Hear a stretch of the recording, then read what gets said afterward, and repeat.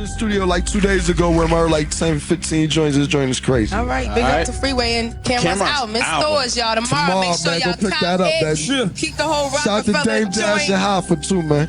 Huh? Dame Dash and Hoffa, man. Oh, okay. Other CEOs. You're not a leader. You don't know shit about my culture. Get the out. You don't know shit about Jay. You know, Jay's a competitor. He says he's in the studio playing it, and my verse come on, and Jay say stop it. And Jay-Z heard the verse and just erased my shit.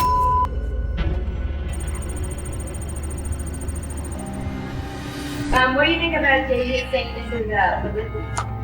I mean, it's just how I feel. If you listen to the song, everything I say from the beginning to the end is basically true.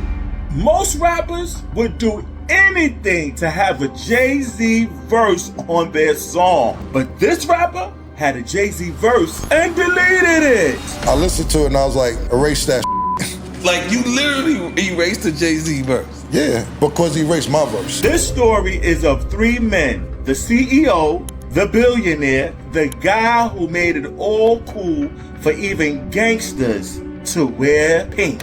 Dog, I'm trying to tell you something. This is the problem, man. You motherfucker, what, the nigga shot at me. He shot at me in front of people. I want to bitch. He's talking shit to me. I mean, I don't understand this shit. What we gonna do? He shot at you? Yeah, nigga, he shot at me. Nigga, I was shooting. I was in the club. Nigga shot at me. We gotta do something. You should probably handle that.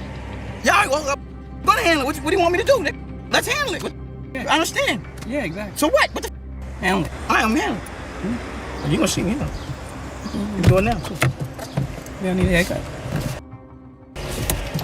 First, we start with Dame Dash. Now, to some, he may just look like a snake oil salesman, but Dame is just the ultimate hustler. Dame can make you believe in anything. A true businessman who can make you sell air to humans or water to a fish. My main objective was to take over the whole entire planet. I made a conscious decision to take over the world. I like to spend all kinds of money. I like the dollar, I like the euro, I like the pound, I like the franc pause, I like the yen. In order to do that, I had to go into those particular marketplaces and take it over. I sell anything. I sell broken buttons, fried eggs, I sell sour milk, I sell all that shit. Noodles, I can sell anything. In the early 90s, Dame met a rapper from Brooklyn who used to rap very fast. I knew he could rap because he could rap really fast, but him and I were just real cool because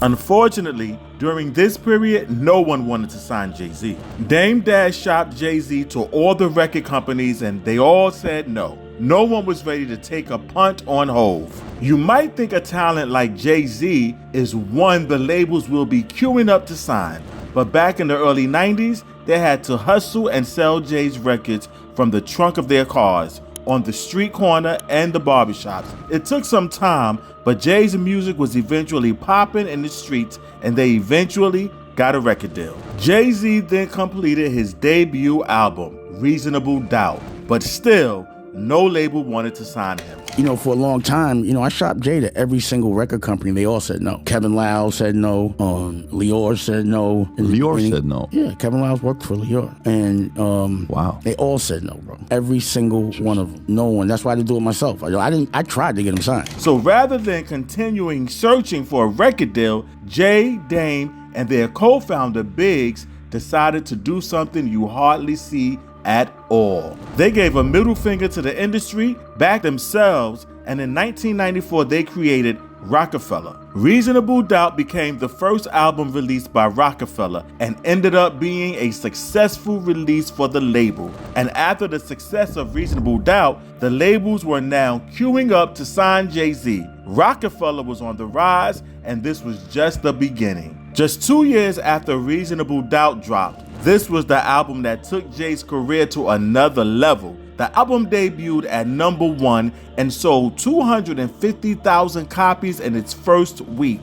Till today, it is still Jay-Z's most successful album, selling over 6 million copies in the US alone. Now that Roc-A-Fella was swimming in cash, it was time to expand the empire. This is when the third man in our story enters the picture. Roc-A-Fella signed a young Kanye West and other artists such as Memphis Bleak, Beanie Siegel, M.O.P., Noriega, and Cameron and his group Dipset. Cameron already had a successful album even before joining Roc-A-Fella, but right after, from the jump, Cam and Jay's relationship just never took off. But it was even a time he came when unsigned me and Jay came through and was listening to songs. And this is another funny shit. So Jay-Z said, let me talk to you for a minute. Because I know Jay-Z before we was rapping. So he had pulled me in the hallway. He's like, yo, I didn't know you was that nice, yo. You know, motherfucker, keep knowing what you know. I'm like, nah, man, I appreciate it, bro. You know, maybe we could do some together, this, that, and the third. And he was like, I'm not here to lobby for a spot on your album. And I was like,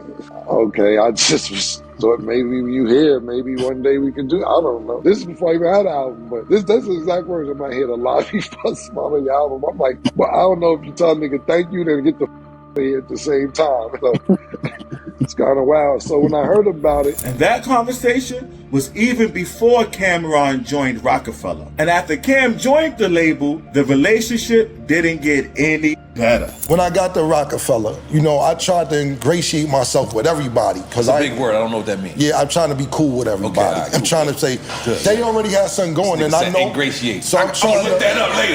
Yeah, so I'm just trying to. You're like fast tracking your situation. Trying to be cool with everybody, because y'all got your own thing. You know what I'm saying? I don't want to come in here and seem like I'm stepping on toes or whatever. So I'm cool with everybody, you know, hey, this, that, and the third. And, you know, Jay's a competitor. You know what I'm saying? So me coming there, I don't know, this was Dame's situation. This ain't something that he did. So, you know, first thing that happened, I brought K-Slay up there. And I guess I didn't know he was mad at K-Slay because K-Slay must have played Ether at the time, and he was mad at Nas for Ether and all this other shit. We never heard this story, Ken.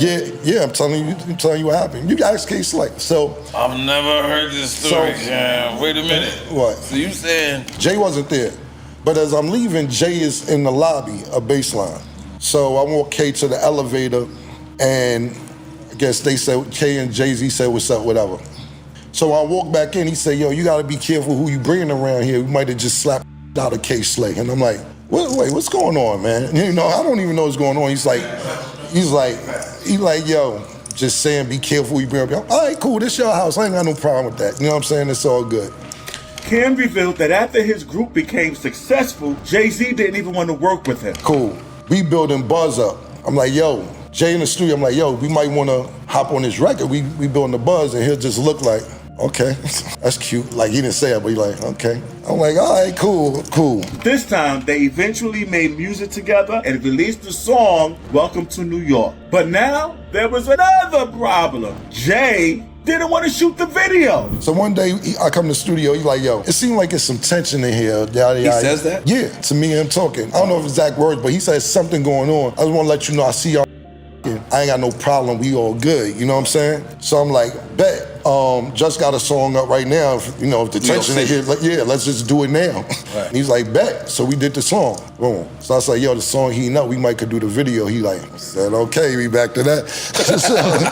The tension between Cameron and Jay-Z only got worse, especially when Jay and Dame Dash started having their problems. Dame is a brilliant businessman, but his way of dealing with people was causing problems for Jay and the company. This was how Dame reacted after he found the Roc-A-Fella artist wearing Def Jam jackets. See this jacket? This, man. You see the Memphis Bleak? I didn't never have a Roc-A-Fella coat that said Memphis Bleak. This is the only thing Def Jam got one up on. But other than that, Roc-A-Fella is the home team. Oh my God! You just dropped that one. All of a sudden, this Def Jam jacket all over the tour. That shit is weak, man. You ain't been doing that. Everybody wants a jacket. You want to do something, make a motherfucking jacket. We don't want that. No, why do I need Beanie Man and Memphis Bleak wearing a Def Jam jacket? They on Roc-A-Fella. All of a sudden, niggas got jackets with their names on. And on our tour, it makes it look like a Def Jam tour. Wait a second, all right, look, you're the president of the company, right? So that means you're smart. Am I right? So don't sit there and play dumb. Now, wait. If everybody on this tour has a Def Jam jacket on, what would be the general perception of this when people just walking around and don't know nothing? What would it look like? So then, knowing this, why wouldn't you be extra sensitive about giving everybody Def Jam jackets on this tour? Why? You're a president, now you know. So either you're real smart or you're real dumb. It's one or the other. And I'm not gonna say that you're real dumb. I'm gonna say you're real smart. So you know better.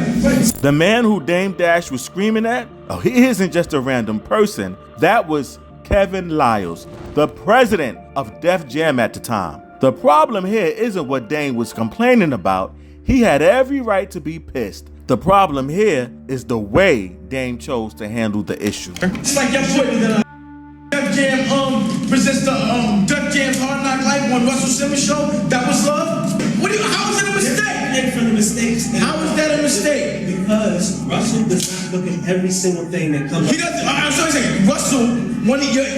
The person that Tim owns doesn't know that this is not his tour. He don't know that. No, he knows that. Look, y'all are too professional and you're too smart to make these kind of dumbass mistakes. You alright? Sony wouldn't do this. Loud gets his prop. RCA don't take that. Bad Boy gets his prop. Arista don't take that. But Face gets his prop. Y'all gotta be at your everything we do. Then I gotta be there and yell. I don't feel like doing that shit all the time. I'm sick of that.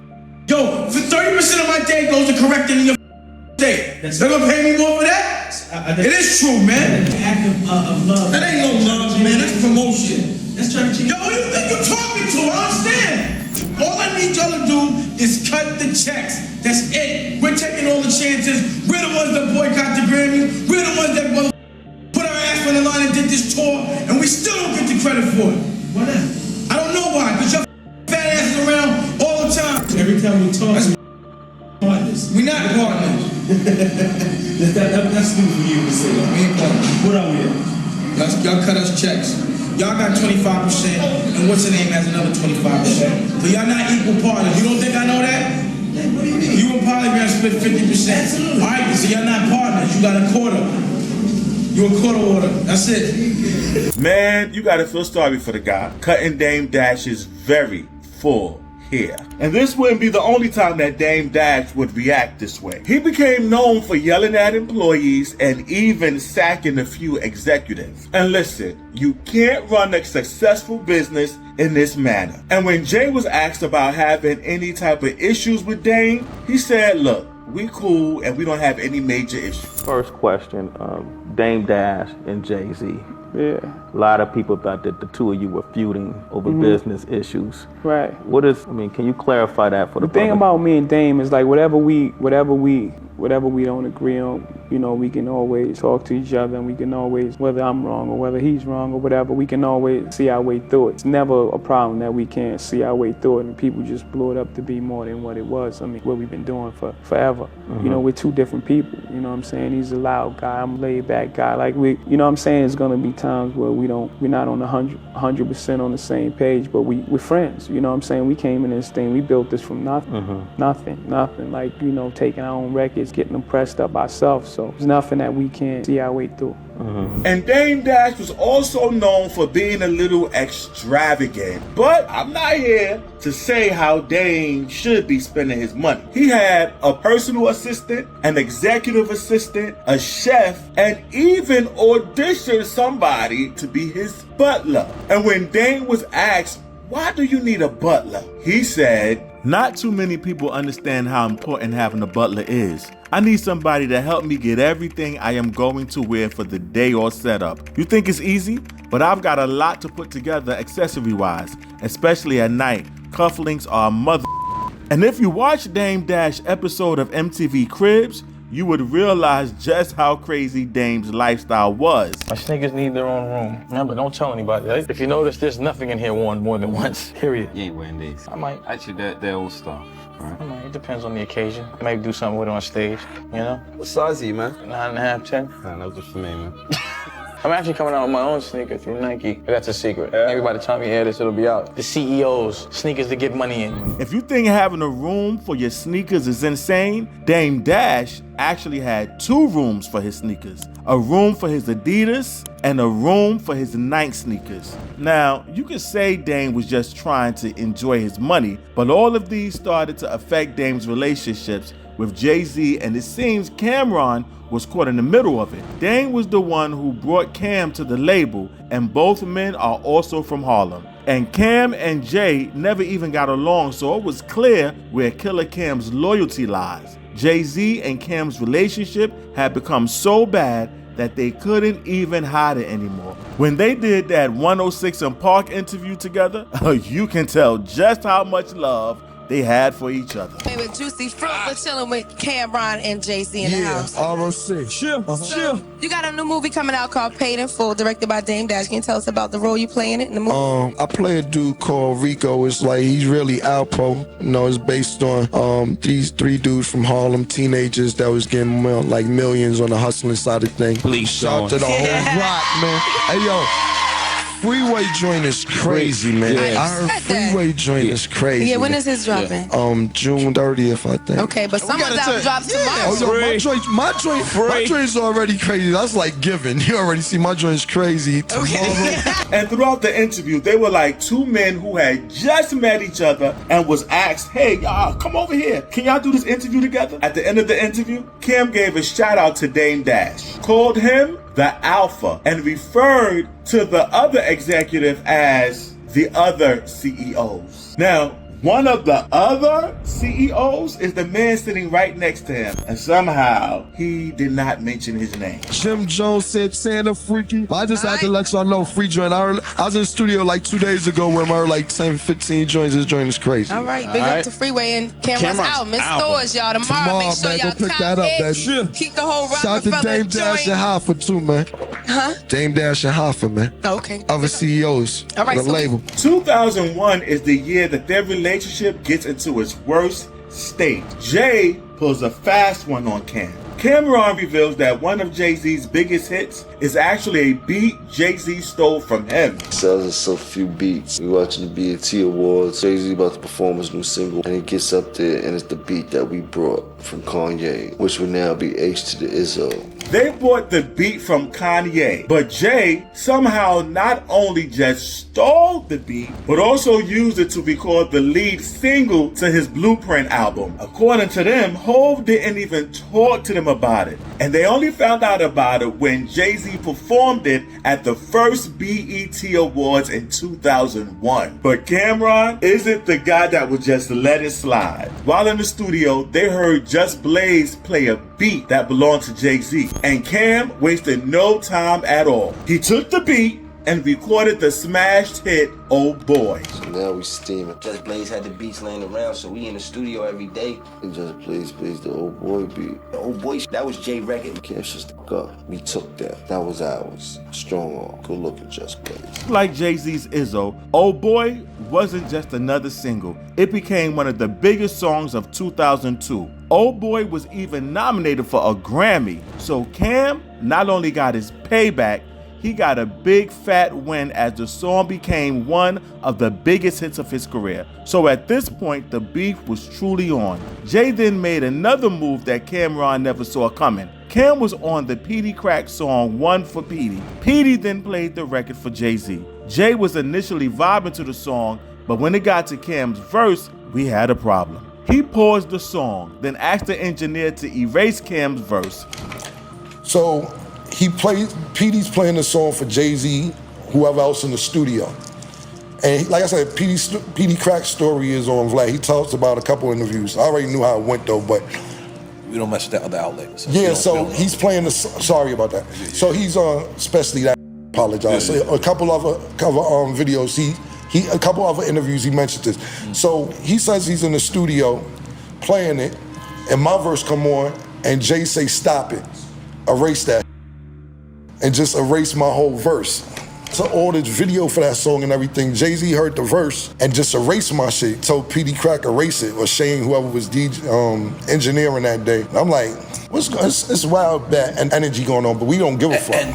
Fortunately, Cameron had a copy of the song on a CD, so he gave the copy to Petey so the song could still be released. Petey Crack was a member of the Philly group State Property. He was excited to have Cam on his song, so he played the song for his homeboy Beanie Siegel. And just like with Jay-Z, when the song got to Cam's verse, Beanie took out the CD, broke it into two, and threw it in the trash. I met him there, and he had a copy of the, he took a copy. He must have took it when he recorded it. And he gave it to me. He was like, yo, don't worry about that shit. He gave me the CD with his verse on it. So I played that shit the whole way to Cali. You still got it? Nah, I don't. I'm gonna tell you why I don't got it, though. Yo, I played it on the airplane. That's when we had little Discmans and I played the whole way to Cali, and I get there, and the whole state P is already there. You know what I'm saying? So I go up to their room, in one room playing a game, smoking and shit. I'm still excited again. I pull the CD out. I'm like, hey Beans, look, this is joint I did, man. Check it out. I threw the CD in the and I pressed play. And the same when it got up to Cameron part, this Mac stand up and go walk over to the CD player, kindly ejected that. And broke it in half and threw it in the trash. Like, yo, hey. I'm like, yo, what the is going on? Beanie Siegel. Yeah, man. Grabbed the CD with Cameron on the verse. I don't know why. Broke it in half. Cracked it in half and threw it in the trash. Like, and just got back to playing the game and smoking. Like, this was when the Roc-A-Fella Civil War had started. Jay and Dame were no longer good friends as before. You had Cameron and Dipset, who were from Harlem and were loyal to Dame Dash. And you had State Property, who were loyal to Jay-Z. But once again, Cam would eventually get his revenge for the PD Crack situation. Remember, Cam's first revenge was taking Jay's beat to make Oh Boy. Oh Boy was very successful, so Jay-Z jumped on the record as a remix. And fam, I don't even need to tell y'all what Cameron did. Jay one day was like, yo, I did a little something for you in the studio. I was coming in the studio, he was walking out. So I'm like, then he had something to Old Boy. And I was like, this is Old Boy's already number one? Yeah, it's popping. This is popping. Let's be clear. Yeah, this is popping, Old Boy. The rough draft for Old Boy. No, this is when Old Boy's already lit. Right. You on tour. Right. So I listened to it and I was like, erase that. You see, did this to me, so I was like, yo, you a different type of pack. I erased it. And that's how the song got erased. Cameron showed that he really don't give a f. Jay-Z went on holiday in 2002, but before he got back, Dame Dash had made a huge decision without telling his partner. Dame gave Cameron and Beanie Siegel their own labels and made them vice presidents of Roc-A-Fella. Roc-A-Fella gave the Diplomats a label, and we gave State Property a label. But Cam was moving a little quicker than Beans. I told Beans, I'm gonna make you a vice president. Cam, I'm gonna make you a vice president. But the way a boss does, Cam went to the radio, quick, just when we were discussing it, and told the whole world. We hadn't even negotiated. So now, everybody on the label, I'm talking about everybody, is like, what, I gotta ask them for videos now? They was Dame friends, so I guess the tension between Jay and Dame came. They was trying to give Cam a vice president position or something like that. And Vito was out of town, so when Vito flew in, he was like, whoa, what's going on? We was cool, like State Property and Dipset got along. We was all coming from the same place, so it wasn't no tension between us. We always were bosses. Now we on Roc-A-Fella. We like, what do you do? It was like, nah, Dame like a big brother. We going crazy in this shit. You can't tell us no. Who gonna tell us no? We went dumb in Roc-A-Fella. There seemed to be friction in the camp. You knew something was going on, but you didn't know the severity of it. You didn't know how bad it was. The incident was the last straw for Jay-Z. After this, their relationship was damaged beyond repair. This was the point of no return. Jay was already plotting his exit. But Dame, he another episode of one of his famous crash outs when he heard Def Jam was having a secret meeting concerning Jay-Z's Black album that he wasn't invited to. Dame ambushed everyone at the meeting and behaved in a manner that was definitely not CEO-like. Y'all should have called Dame Dash, make sure I was privy to it, and make sure I was CC'd or whatever. You don't send an email randomly at 10:30 at night or whatever it is at night, the day we all had awake. That shit don't fly right. That shit is f***ed up. And on another level, it's not for y'all to do. Y'all do not control any of my artists. That's why I'm asking questions. Everybody's looking dumb in the face. So what was we doing? What was we talking about in terms of the day? Let me know. Why don't you just call the meeting? Why? Because you know what it's like. Why? David, no one. Why? Who cares? Why? We all here. Why now you want to call a meeting? Because you know what? No one needs to sit here and be. No one is so to get out. I don't give. Then get out. This is not about you. We're gonna do something about Jay. We're gonna do it together. All right then, but why you didn't call me? You want to make excuses? You can talk all you want. This is treacherous. I'm telling you. I'm telling you. I'm telling you. I'm sick of this. I'm sick of this. And go get Leor. You always leave when y'all ain't the This nigga just got sued for this same kind of Y'all better stop. Y'all gonna get your man in some trouble, I'm telling you. So if y'all wanna talk about Jay, if there was an agenda, let's go through it. Nah, we're gonna reschedule, man. What the you mean you're gonna reschedule? We're gonna reschedule, man. What you mean you're gonna reschedule? You get the out. Y'all heard now that Roc-A-Fella said no months ago. You're not a leader. You don't know about my culture. Get the out. You don't know about Jay. Get the Randy Acker. That's why all artists kick. That's why you stay getting punched in your face by other artists, not by Dame Dash, but other people, because you don't respect my culture. That's why. That's why you've been smacked. Not by me, by other people. Get out of here. No one needs you. Get out. Clear a sample or something. Dame Dash had every right to be pissed, but he was also burning bridges with other business partners. So Jay had secret meetings with executive over at Universal Records. And on December 8th, 2004, Jay-Z became the president of Def Jam. The other partners, Dame and Biggs, had sold their shares and were no longer part of the company. Dame Dash started his own company, Dame Dash Music. But I'm guessing this is the first time you ever heard of it, so that tells you how successful that was. But Jay and Cam's beef wasn't over. Cameron was loyal to Dame. He and Jay never got along, and with Dame no longer in the company, it made no sense for him to stay on Roc-A-Fella. Cam and Dipset chose to leave the label, but they didn't sign with Dame Dash either. And now that Cam was no longer on Roc-A-Fella or Def Jam, he was now able to speak his mind about Jay-Z. He released a diss track, You Gotta Love It, and Cam really went in on the song. Cam stated that he made the song because Jay stole Roc-A-Fella from Dame, Jay stole Kanye from Dame, Jay stole Rockaware from Dame. He stated that he's also always biting Biggie's lines. This wasn't even the wildest part of the song. Cameron alluded that Jay-Z might have been the one who ordered the hit against him in 2005. He revealed on the song that before the shooter pulled the trigger, he threw up the Jay-Z diamond sign. Cam even had a press conference talking about the diss song. Cam stated that he didn't do the song for publicity, he just told the truth. Leave you stiffer than a mannequin. Make sure you go get yours. pink-horsepower.net. The sponsor is the movie Is It a Crime? Starring yours truly. In selected theaters this Friday, streaming everywhere the 25th this Tuesday. Let's check out the scene from there. There's the 3 p.m. with Sachi, and that should rearrange my calendar. You are an hour late. I mean, you're a bad girl. Cameron stated that he's not dissed, just expressing how he feels. Have you tried to have a conversation before you did a record, and what would it take for you guys to not be friends? Yeah, but I haven't spoken to him, and that's part of the reason we was on this label for 4 years and we never communicated. I communicated with a bunch of people on his label, or even his friends, more than I communicated with him. So I don't know at this point really what it takes. You gotta realize, as far as me making this song, I was the last person that wanted to do the song on my team. You understand? Like, my whole team been putting the pressure on me for a long time. So ain't no ill feelings about anybody on my team get second guessing me like, Cam, why do that, why do that? I'm telling them chill out for a long time, you know? So I don't know what it's gonna take to sit down, but I don't really see a reason to sit down. He's doing what he's doing. We're doing what I'm doing. He's making money, and so are we. And Jay-Z never responded to the song, and these days, he and Cameron have a mutual respect for each other. But for Dame, he's battling several financial issues.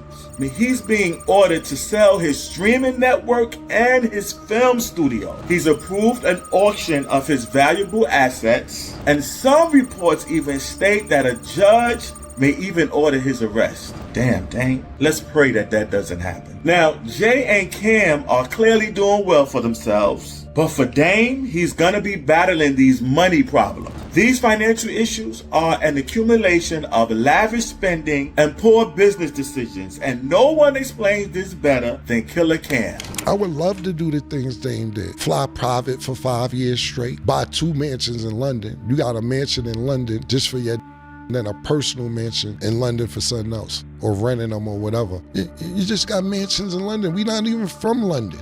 We just going to than hanging out, not saying, I put on my artists, or really, more Jim and Jewels, but we was all Dipset, SAS, just out in London spending money. I would love to have 2 lofts in Tribeca right around the corner for each other. $20,000 for this loft, $20,000 for that loft around the corner. So you got $40,000 a month for just lofts, airfare, flying everywhere.